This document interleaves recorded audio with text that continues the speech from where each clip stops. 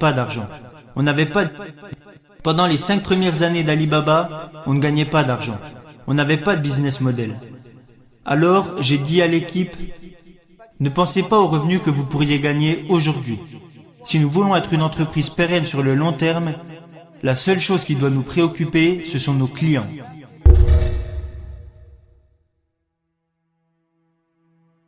Quand j'ai lancé mon entreprise en 1995, c'était très dur. J'avais une idée. J'avais invité 24 de mes amis dans mon appartement. Parce que cette année-là, j'avais été à Seattle. C'était ma première fois aux États-Unis. Et à Seattle, j'ai découvert Internet. Et je me suis dit que cette chose avait les moyens de changer le monde. Alors, je suis allé à Seattle voir un ami à moi. Et cet ami avait un petit business avec 4-5 ordinateurs.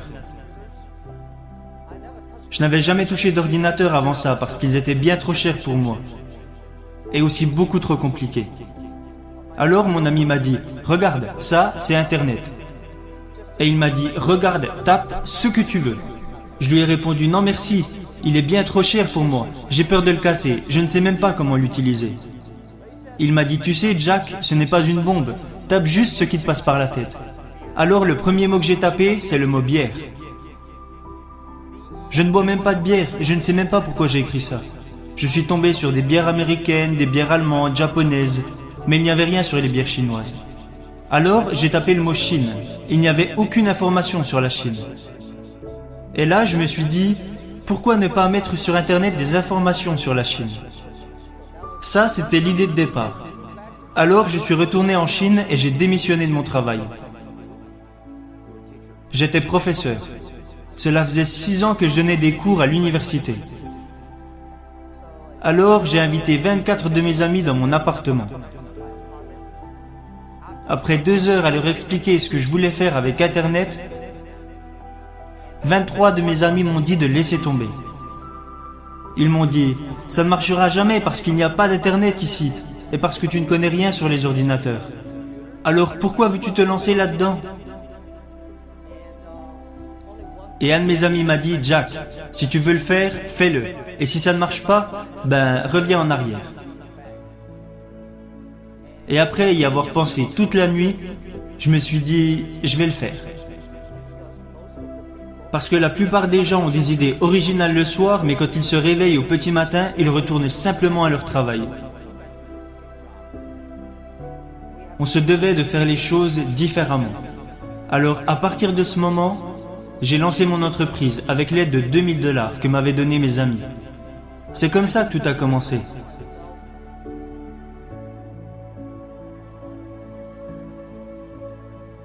Alibaba a vu le jour en 1999.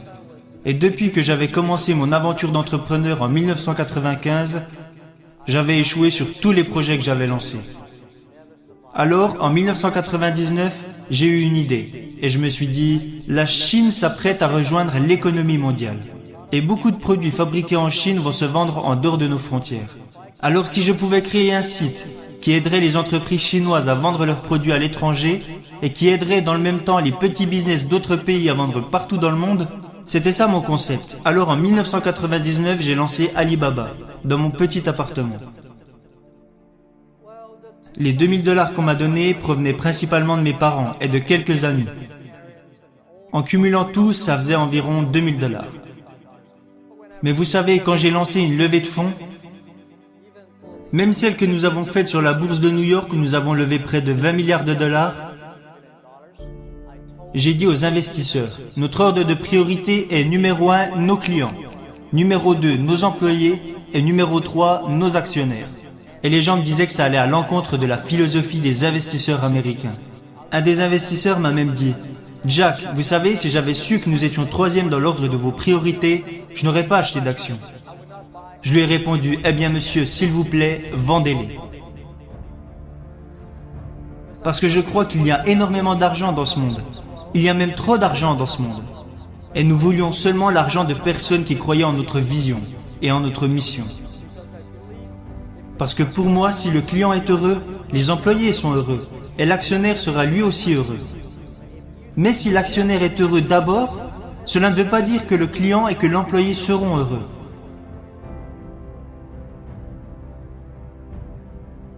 La confiance est l'une des choses les plus importantes. Quand les gens m'ont donné de l'argent, parce que je n'avais pas d'argent quand Alibaba a commencé, il y avait 18 associés dans mon appartement, et j'ai dit à tout le monde, mettez toutes vos économies sur la table, gardez seulement de l'argent pour avoir 10 mois d'avance sur la nourriture et le loyer.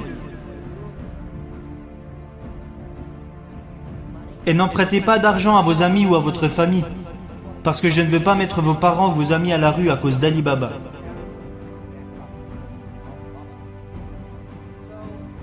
Alors à 18, nous avons rassemblé 50 000 $ et nous avons lancé Alibaba dans mon appartement. Aucun d'entre nous n'avait beaucoup d'argent à cette époque. Si quelqu'un vous dit « je vous donne 1 million de $ » et une autre personne vous dit « je vous donne ma confiance », lequel choisissez-vous? Moi, j'ai choisi la personne qui me fait confiance. Parce que c'est cette confiance qui a fait que nous sommes restés unis. Ces 18 associés m'ont fait confiance et parce qu'ils m'ont fait confiance, je me devais d'être loyal envers eux. Et loyal envers la mission que nous avions. Je pense que beaucoup d'entrepreneurs se trompent. Je déteste que les gens travaillent pour moi. Je veux que les gens travaillent pour la mission que nous avons en commun. Je ne veux pas que les gens travaillent pour moi. Parce que les gens comme moi, quand on regarde au loin, on se dit « ce gars est pas mal », mais quand on s'approche, on s'aperçoit qu'il est moche. Tout le monde est pareil. Les gens pensent peut-être que je suis un bon gars, mais quand on me connaît vraiment, on s'aperçoit que ce n'est pas toujours le cas. Je peux m'énerver, je peux être malheureux, mais quand les gens croient en vous, c'est la chose la plus précieuse.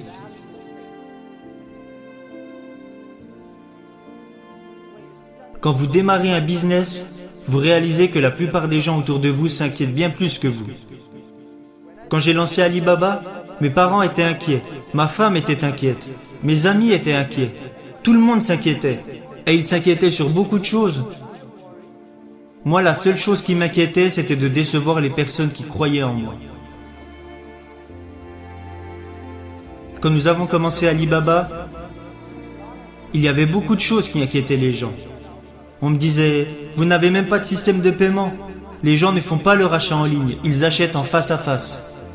Le gouvernement ne supporte pas Internet. Personne ne supporte le e-commerce. Comment tu comptes t'y prendre? Alors je pense que si vous êtes entrepreneur et que tout existe déjà, c'est qu'on n'a pas besoin de vous. C'est quand les choses n'existent pas qu'il y a un besoin d'entrepreneur. Bien sûr qu'il y a beaucoup de problèmes au début, mais votre but est de les résoudre. Alors nous avons consacré les 15 dernières années à gagner la confiance de nos clients, pour qu'ils se sentent en sécurité, qu'ils soient heureux et que les petites entreprises soient heureuses.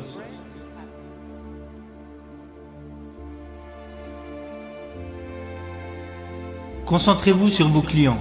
Rendre ses clients heureux est important. La plupart des grandes entreprises parlent toujours de leurs concurrents. Je pense qu'il y a de nombreuses raisons qui impliquent que la plupart des entreprises américaines ne réussissent pas sur le marché chinois.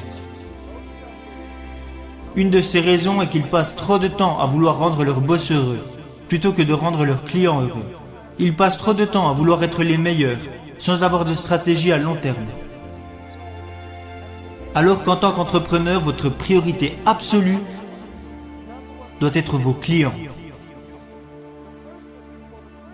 Pendant les 5 premières années d'Alibaba, on ne gagnait pas d'argent. On n'avait pas de business model.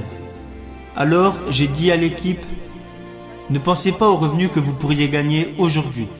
Si nous voulons être une entreprise pérenne sur le long terme, la seule chose qui doit nous préoccuper, ce sont nos clients. Les revenus qui nous importaient le plus les premières années étaient les mails de remerciements que nous envoyaient nos clients. C'est ce qui comptait le plus.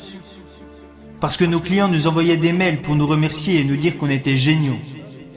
J'étais tellement heureux au début, quand j'allais au restaurant et que les gens payaient l'addition pour moi.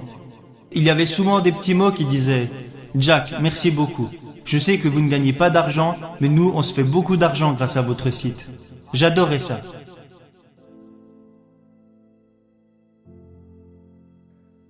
Quand nous étions jeunes, personne ne nous a donné notre chance.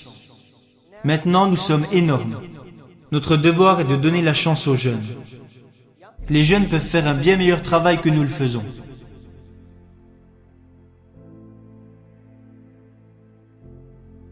Et je pense que le monde peut être beau et prospère sans vous. Quand vous mourrez, les gens vous pleurent pendant 3 jours. Puis après ces 3 jours, ils vous oublient. J'ai été professeur pendant quelques années. Et ça a été une chance pour moi. Parce que je n'avais aucune connaissance sur la technologie. Je n'avais aucune connaissance sur les logiciels. À vrai dire, je ne sais même pas comment fonctionnent ces trucs.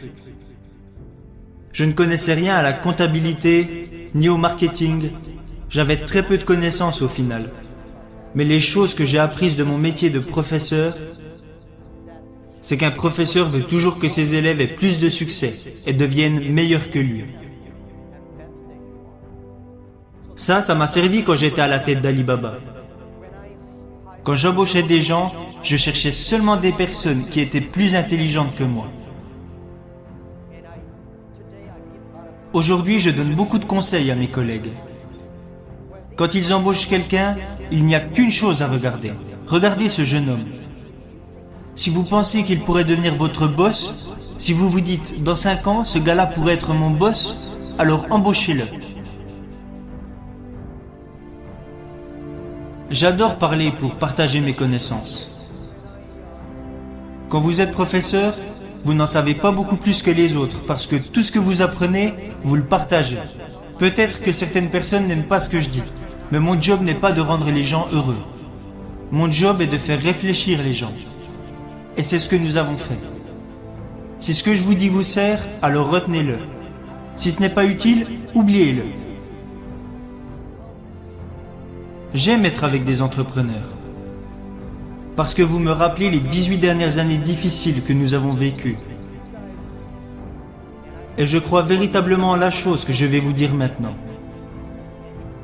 Si vous êtes entrepreneur, aujourd'hui est très dur. Demain sera encore plus dur. Mais après-demain sera magnifique. Le problème, c'est que la plupart des gens mourront demain soir. Vous devez travailler dur, vous devez apprendre et vous devez compter sur votre équipe.